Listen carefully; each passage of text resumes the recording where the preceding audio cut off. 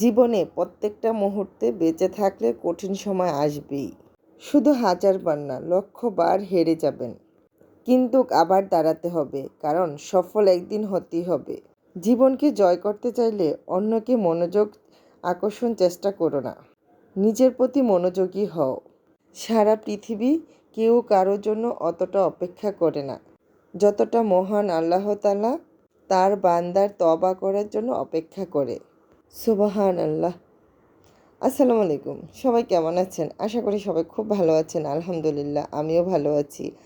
ঈদ দেখতে দেখতে শেষ হয়ে গেল। ঈদ আসছে, ঈদ যাবে। এই তো আমাদের ধর্মীয় উৎসবগুলো এভাবেই আসে আর এভাবেই চলে যায়।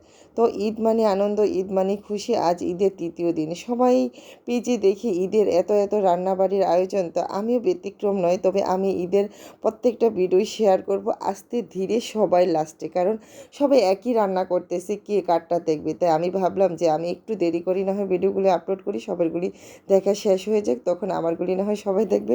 জাস্ট একটু মজা করে বললাম। তো যাই হোক, আজকে সকালবেলায় একটু পিঠার আয়োজন করেছিলাম। তো প্রথম ভিডিওর যেই ক্লিপগুলি দেখেছিলেন এটা হচ্ছিলো আজকের বিকেলের, কারণ দুপুরবেলায় আমি কম্বল ধুয়ে রৌদ্রে দিয়েছিলাম, সেটা আনতে গিয়ে একটু ভিডিও ক্লিপ সেটা আপনাদের সাথে শেয়ার করলাম। আর এটা হচ্ছে একদমই সকালবেলা ঘুম থেকে উঠেই নাস্তার জন্য তৈরি করে নিলাম। মানে রাতে আতপ চালটা আমি ভিজিয়ে রেখেছিলাম, তারপরে ব্লান্ডারে এই যে ব্লান্ড করে নেওয়ার পর এখন আমি 2 রকমের পিঠা তৈরি করব। তো এইখানে আমার ছেলে মেয়ে 2 রকম 2জন, কারণ সবসময় তারা ভাই যেটা পছন্দ করে বোন ওইটা করে না, বোন যেটা করে ভাই ওইটা করে না, তারা সবসময় ব্যতিক্রম। তো আসলে আমি যেভাবে সিট পিঠা আর হচ্ছে চিতল পিঠা তৈরি করি, আমি এখানে 2 রকমের পিঠা যেহেতু তৈরি করতেছি, তো 2 রকমভাবেই আমি ব্লান্ডারে মানে ব্লান্ড করে নিয়েছি। তো এটা হচ্ছে আমি সিট পিঠা তৈরি করব। এখানে আদা রসুন পেঁয়াজ পরিমাণ মতো দিয়ে আতপ চালের সাথে ব্লান্ড করে নিয়েছি। এখন লবণ আর একটু পানি দিয়ে ব্যাটারটা একদম পারফেক্ট করে নিলাম। তারপরে এখানে সব গুছিয়ে নিয়েছি একটা বাটিতে, তেল, তারপরে ব্রাশ, তারপরে পিঠা রাখার মানে পাত্র, সব কিছু গুছিয়ে আমি পিঠা বানানো শুরু করে দিলাম। তা আমার কাছে এত ভালো লাগে আমার পছন্দের পিঠাগুলি বানাতে। আমার কাজে কখনোই অলসতা আসে না, কারণ যে কাজগুলি আমি খুব পারফেক্টভাবে পারি সেই কাজগুলি করতে না আমার ভীষণ ভীষণ ভালো লাগে।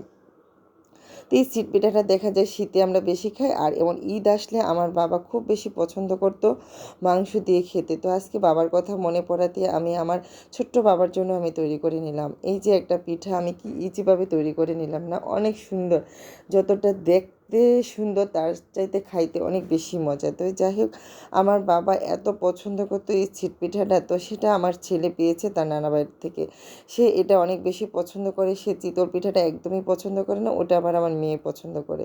তাই যাই হোক, ছেলের জন্য একদমই সুন্দর করে পিঠাগুলি মানে তৈরি করে নিলাম, আর মেয়ের জন্য চিতল পিঠা তৈরি করব। তো এটা আগে ছেলে নাস্তাটা দিয়ে নিলাম, আজকে আর এটা শেয়ার করলাম না।